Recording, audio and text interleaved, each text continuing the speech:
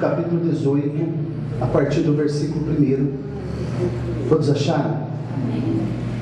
Diz assim a santa, bendita e eterna palavra do Senhor. Falou mais o Senhor a Moisés, dizendo: fala aos filhos de Israel e diz-lhes: eu sou o Senhor vosso Deus. Não fareis segundo as obras da terra do Egito, em que habitastes, nem fareis segundo as obras da terra de Canaã, para a qual eu vos levo, nem andareis nos seus estatutos. Fareis conforme os meus juízos e os meus estatutos guardareis, para andardes neles. Eu sou o Senhor vosso Deus.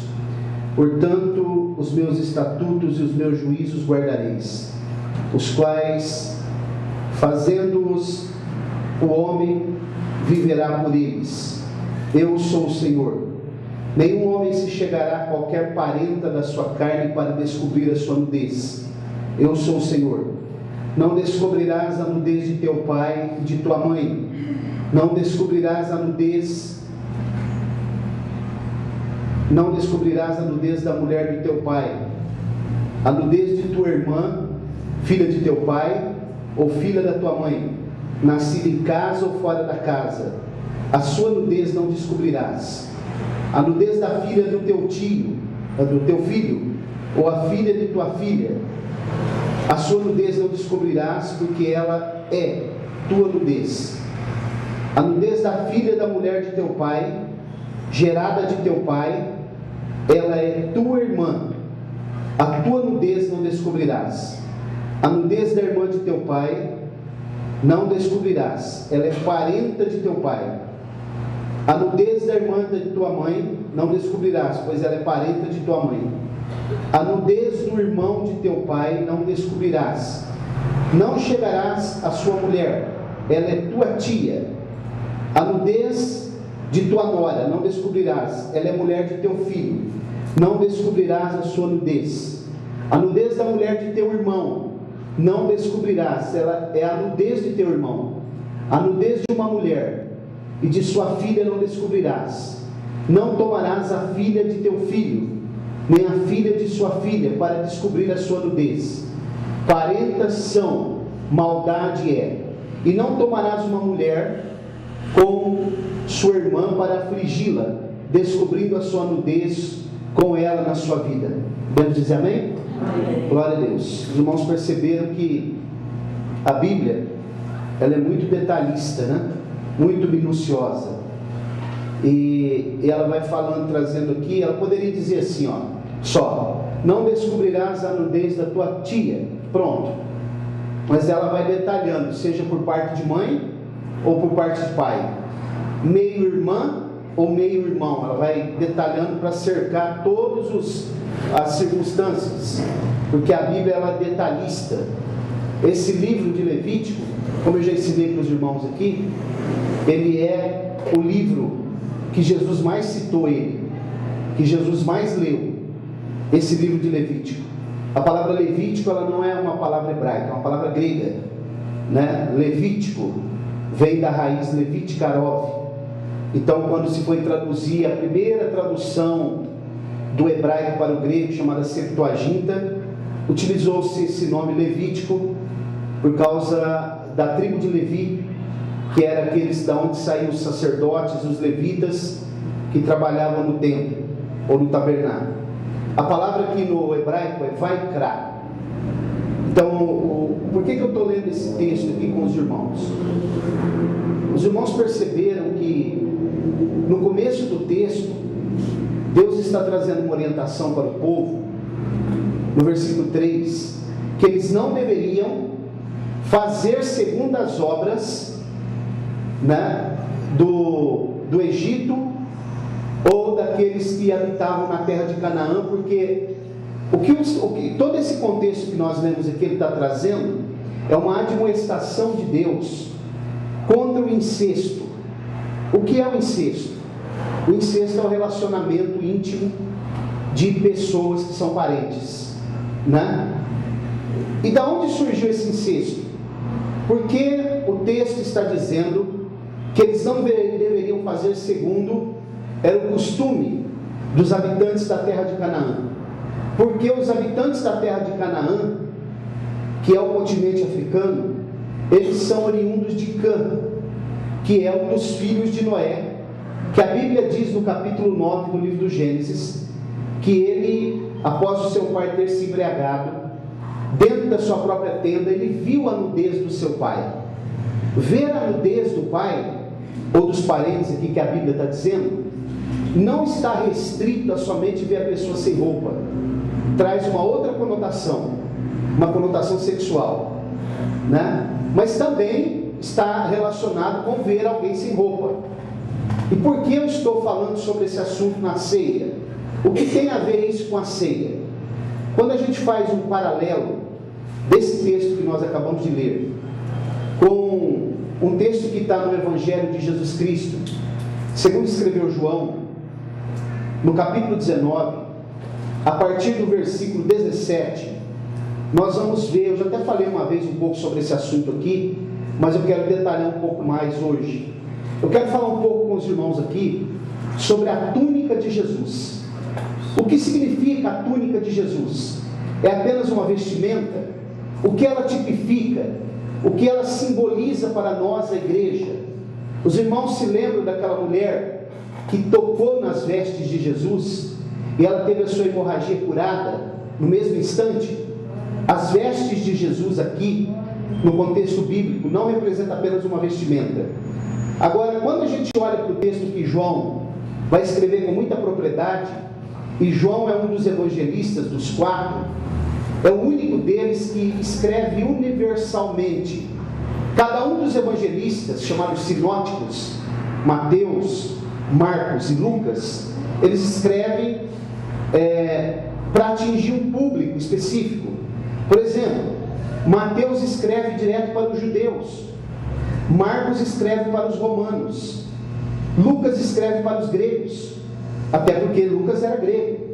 João não, João ele é mais abrangente, ele é o evangelho universal, para todos os povos, não que os outros não possam ser aplicados para os outros povos também.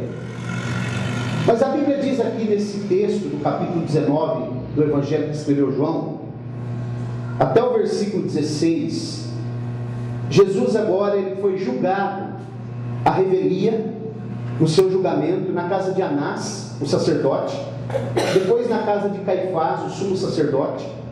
Ele foi enviado para Herodes, depois ele é enviado para Pilatos, Pilatos envia para Herodes, Herodes reenvia ele para Pilatos, e depois de um trâmite muito forjado, um julgamento muito forjado, com testemunhas falsas, então a Bíblia diz no versículo 16 do capítulo 19 que Pilatos entregou Jesus para que ele fosse crucificado, e eles tomaram Jesus e o levaram.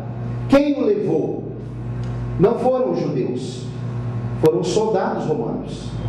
Depois que eles já haviam sentado lá no lugar de julgamento, na tenda, no lugar chamado pretório, que é uma tenda de um general, eles fizeram todo o trâmite. Pilatos faz aquela encenação, lavando as suas mãos, não porque ele era bonzinho e que realmente ele queria ser bonzinho com Jesus, mas ele está se utilizando de um artifício dos próprios preceitos judeus de lavar as mãos, isso está na Torá, para poder se livrar do sangue inocente. E os próprios judeus disseram que o sangue inocente dele caia sobre nós e sobre os nossos filhos. Isso está se cumprindo até hoje. Mas depois a Bíblia diz que quando eles entregam ele para ser crucificado, a Bíblia diz que ele agora vai levando a sua cruz.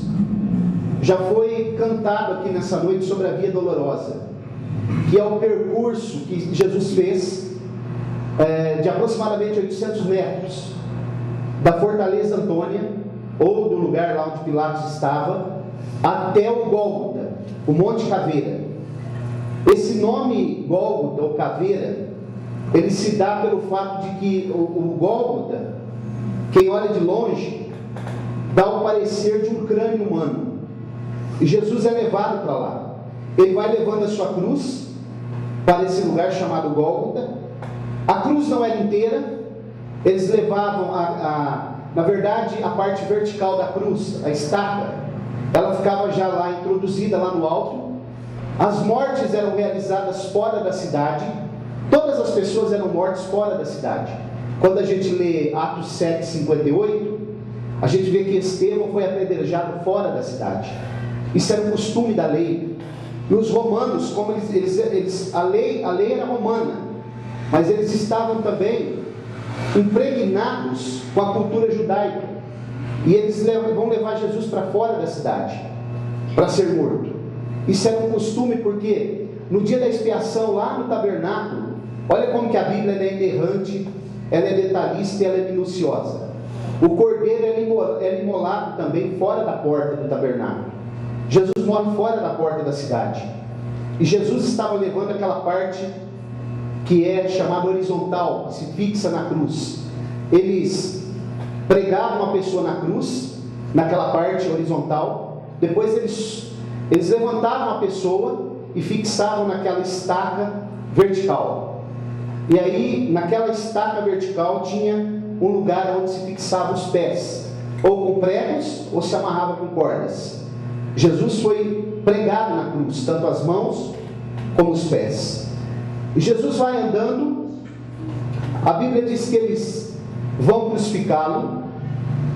Ele é crucificado na hora nona, aliás, na terceira hora, às 9 da manhã.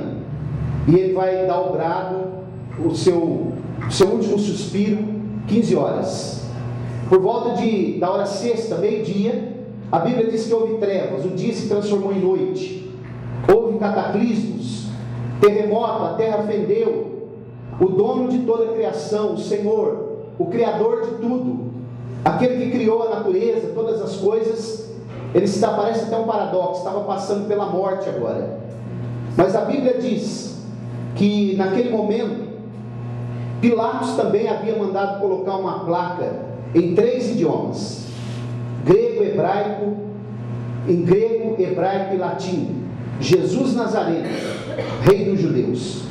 Isso ofendeu os judeus, porque eles não queriam que Jesus fosse rei, embora o próprio Pilatos já havia declarado Jesus como rei, enquanto o interrogava. E todas as coisas que aconteceram no cenário do julgamento de Jesus, mesmo eles fazendo com escárnio, para nós numa linguagem bem contemporânea aqui, gozação, colocando aquela roupa de púrpura, cor púrpura em Jesus, coroa de espinhos, dando uma cana na mão dele como se fosse um cetro, tudo aquilo que ele estava fazendo em sentido de gozação, sem saber eles, estavam cumprindo as escrituras, porque eles estavam declarando ele como rei. E o próprio Pilatos diz: tu és rei. E Jesus diz: tu o dizes. Ele estava ratificando a profecia bíblica. E agora, irmãos, quando ele escreve desses 3 idiomas, não tinha essa necessidade. Pilatos poderia ter apenas escrito, né, no idioma, no hebraico, que era o idioma do povo judeu, mas ele escreve nos 3 idiomas do mundo antigo: grego, hebraico e aramaico. Ao fazer isso, de um modo indireto, sem saber, Pilatos está declarando que Jesus não é apenas o rei dos judeus, ele é o rei dos reis, de todos os povos. Ele é o rei dos gregos, ele é o rei dos judeus, ele é o rei também do povo romano, mesmo que eles entendessem que o rei deles era César, mas Jesus está muito acima de César. E ao colocar essa placa, os judeus não queriam, diz assim: o que eu escrevi está escrito, quer dizer, não vou tirar mais, porque estava se cumprindo as escrituras. E a Bíblia vai nos narrar aqui, e aqui eu quero detalhar algumas coisas para vocês, para que vocês atentem como que a palavra de Deus ela é perfeita, como que a palavra de Deus ela não erra. Se você observar o capítulo 19 do Evangelho que escreveu João, a partir do versículo 21, eles diziam, os principais sacerdotes, eles diziam dos judeus a Pilatos: não escrevas rei dos judeus, escreva que ele disse que é. Mas Jesus em nenhum momento disse. Então Ele disse assim, ó, o que eu escrevi, escrevi. E a Bíblia diz que depois que eles crucificam Jesus, no versículo 23, os soldados, crucificando a Jesus. Agora aqui está o segredo da mensagem. A Bíblia diz que eles tomaram as suas vestes.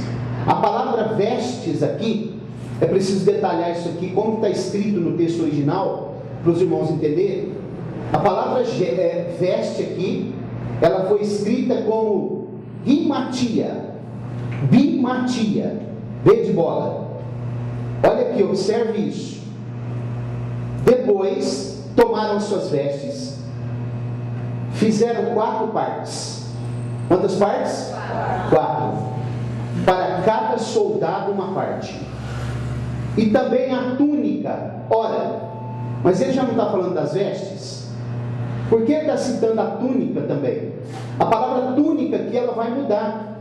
Ela não é bimatia. A palavra túnica aqui é chiton, do grego. Que na verdade, ele está discernindo, ou distinguindo os 2 tipos de vestes. A túnica de Jesus é exatamente a túnica que eles vão lançar sorte. Isso está no Salmo 22, o verso 18. Se quiser projetar aqui para a gente ler, bom. Está se cumprindo a escritura, o Salmo 22, e o verso 18.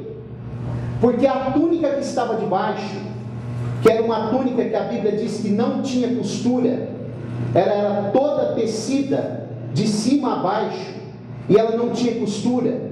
O que quer dizer isso, não ter costura? Isso aqui é muito profundo, porque a túnica de Jesus simboliza a igreja também, e a igreja ela não tem rupturas, ela é o corpo de Cristo.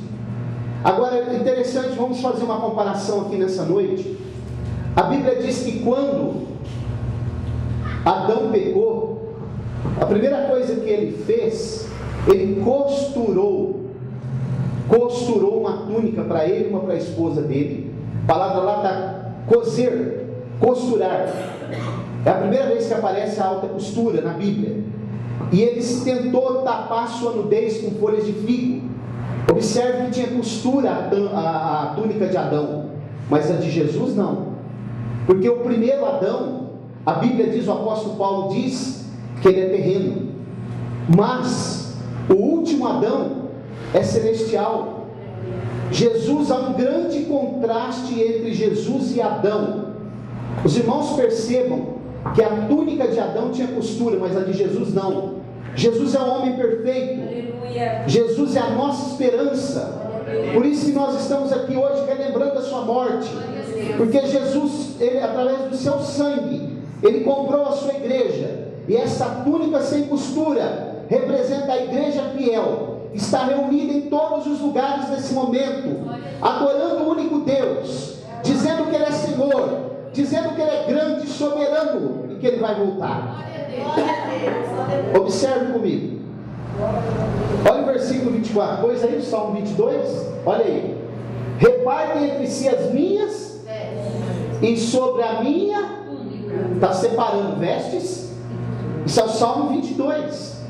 O Salmo 22, o Salmo 69 e o Salmo 18, inclusive foi lido parte do Salmo 69 aqui hoje, pela irmã Roberta, são os salmos que mostram todo o cenário que aconteceu na morte de Jesus, nos bastidores, no mundo espiritual, que os evangelistas omitiram, não narraram, porque já está vaticinado, registrado nos salmos, e aqui já está profetizado, que eles repartiriam sorte na sua túnica, a parte de cima. Agora a túnica que não tem costura é a parte de baixo, a roupa íntima de Jesus. O que é que eles fazem? Quando você olha aí para as pinturas, né, as esculturas sobre Jesus, geralmente, que são ilustrações de Jesus, ele sempre coloca Jesus supostamente com uma roupa íntima, mas não foi isso que aconteceu.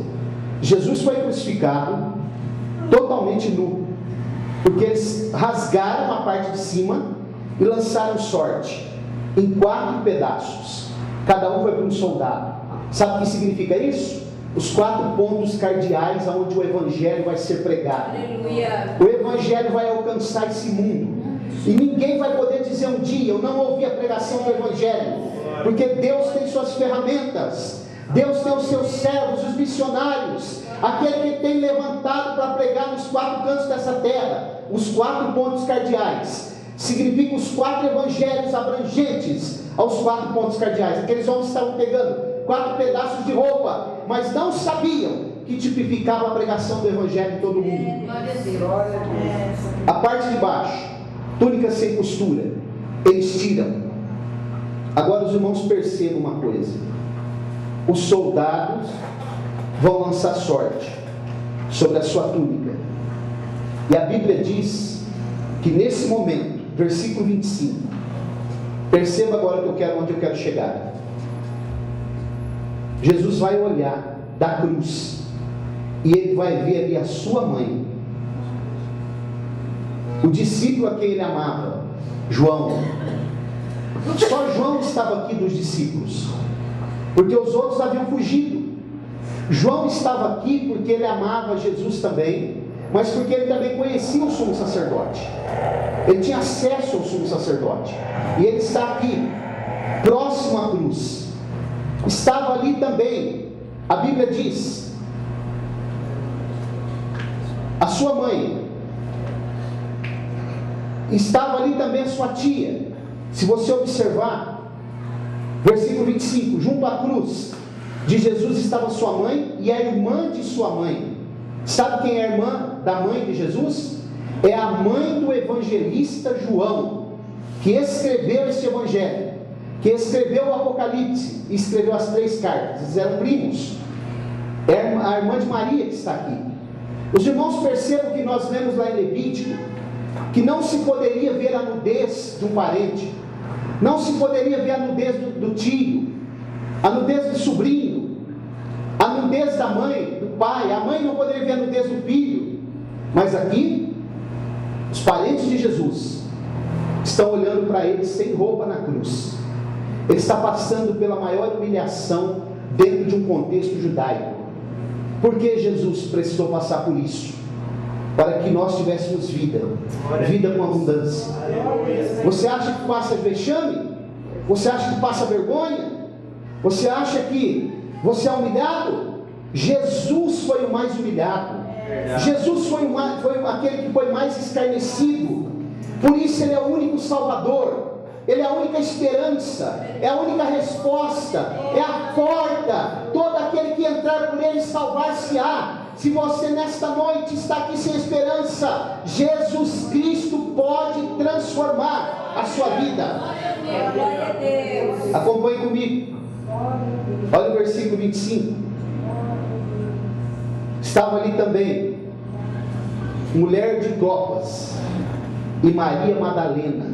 Sabe quem é Maria Madalena? É aquela mulher que ungiu Jesus pela primeira vez e que Jesus havia expulsado 7 demônios dela. Agora, irmãos, o que me chamou muita atenção aqui, e eu quero que você preste atenção, porque nós vamos ler, já foi lido aqui nessa noite, a irmã Roberta já leu, mas se você abrir a sua Bíblia no Salmo 69, você vai ver como que a Bíblia ela se confirma. Tudo aquilo que eu estou falando para vocês aqui, ou melhor, leia o Salmo 22 primeiro, o Salmo 69, Salmo 69, vamos dar uma olhadinha aí, nos primeiros versículos, para que você preste atenção, o que Jesus passou na cruz, para que nós estivéssemos aqui hoje.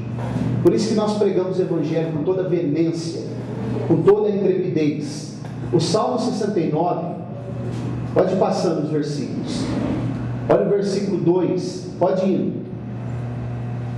Estou cansado de clamar, secou minha garganta. Aqui é quando Jesus tem sede. Ele vai pedir água, eles vão dar vinagre para ele, mas ele não vai beber, porque antes da sua crucificação, na última ceia, ele havia feito um voto de nazireado. Ele disse assim: nunca mais beberei do fruto da vide, ou nada que venha do vinho, até aquele dia no reino de meu Pai. Por isso que ele não bebeu vinagre. O vinagre era um anestésico para quem estava passando dor, mas ele não bebeu para não quebrar o voto. Pode continuar. Aqueles que me odeiam, sem causa, são mais que os cabelos da minha cabeça. Poderosos são aqueles que procuram destruir-me. Isso aqui é o mundo espiritual que ele está falando. Me ataca com mentiras, por isso tem de restituir o que não extorqui. Pode passar. Tu, ó Deus, bem me conheces a minha justiça. O que significa? Vergonha. Tem traduções da Bíblia aí que fala vergonha. Minhas culpas são ocultas. Não são ocultas. Jesus está dizendo, eles estão expondo a mim as minhas vergonhas, a nudez dele na cruz. Isso aqui é forte, né, irmãos? Pregar isso daqui, não é qualquer um que tem coragem, não, porque isso aqui é muito forte. Eles quebraram todos os preceitos, todos os princípios que um ser humano tinha de dignidade com Jesus. Não foi só açoites, não foi só tortura física e psicológica, a ponto de Jesus chegar a suar gotas de sangue, porque chegou lá no Getsemane, a um estágio totalmente acima de qualquer imaginação humana, de problema emocional, de abalo emocional. Foi uma série, nenhum ser humano até hoje passou por aquilo que Jesus passou. Agora, preste atenção. Olha o versículo 28. Depois, sabendo Jesus, João 19, 28, que já todas as coisas estavam terminadas, para que a Escritura se cumprisse, disse: tenho sede. Que é o texto que nós lemos, que está no Salmo. Existe um tratado, eu já falei isso aqui uma vez, vou repetir. Existe um tratado internacional da ONU em referência a direitos humanos, que ninguém que vai passar por uma pena capital, uma pena de morte, pode ser executado sem pelo menos ter 3 coisas: uma boa noite de sono, uma última refeição e com sede. Essas 3 coisas são invioláveis no mundo moderno hoje. Jesus teve essas 3 coisas violadas.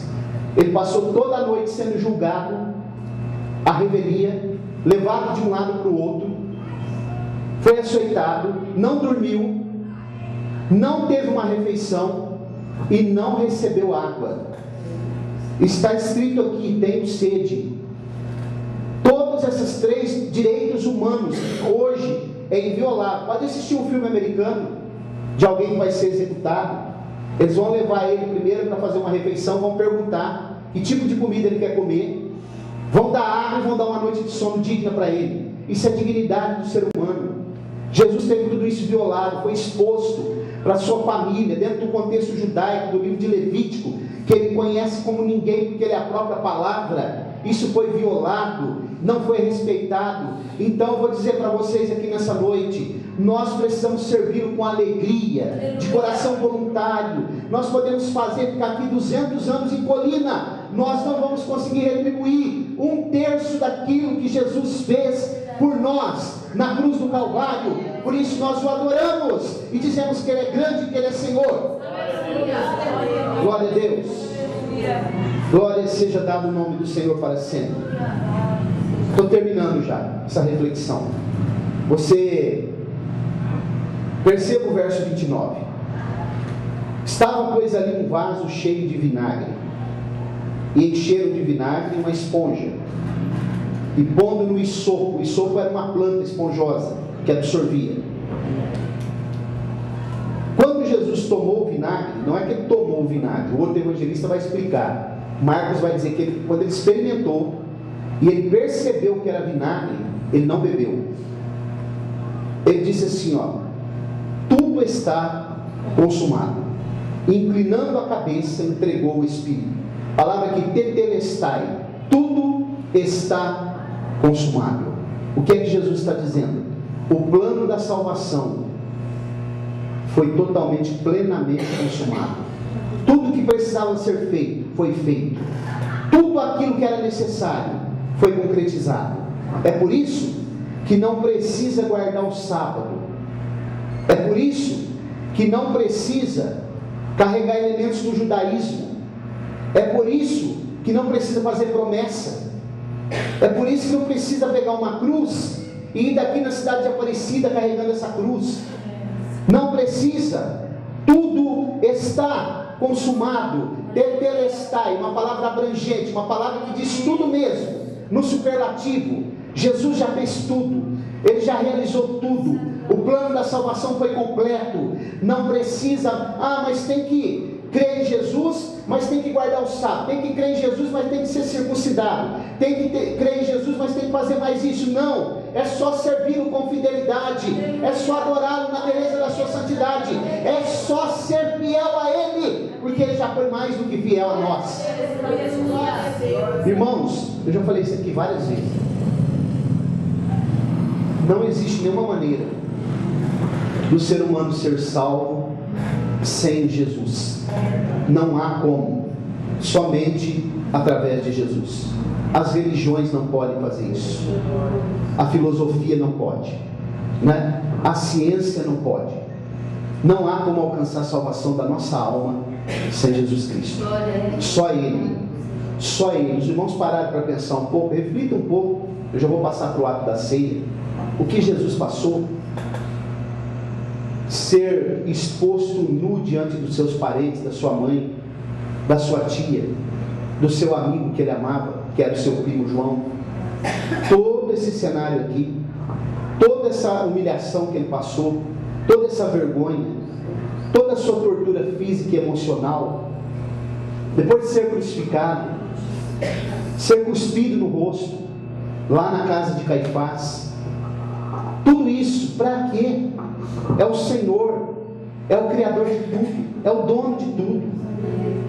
Deixou, a Bíblia diz que ele, sendo em forma de Deus, não se usurpou ser igual a Deus, antes aniquilou-se a si mesmo. Ninguém tirou os atributos da divindade dele, foi ele que se despiu dos atributos da divindade. Ele agora veio como homem, não era mais onipresente, não era onisciente nem onipotente. Ele veio ser um simples carpinteiro e nasceu no lugar mais pobre da Palestina, Belém de Judá. E nasceu num lugar ainda que os irmãos já sabem, né? Num curral, uma manjedoura. Deus. Porque o cordeiro, eu já falei para vocês, tem que nascer na manjedoura mesmo. Glória a Deus. Então nessa noite é uma noite de reflexão. Nós vamos agora participar da ceia do Senhor. É um pedaço de pão, um pouquinho de suco, fruto da vide, suco de uva. É simples, mas vai representar o corpo e o sangue de Jesus. E eu preciso participar, porque se eu não participo, a Bíblia diz que eu não tenho vida em mim mesmo. Então é necessário. Faça uma reflexão aí hoje. Como está a tua vida com Jesus? Você realmente o ama de coração? Você quer servi-lo de coração? O que falta ainda para que nós possamos ser mais fiel a Ele? Pense nisso.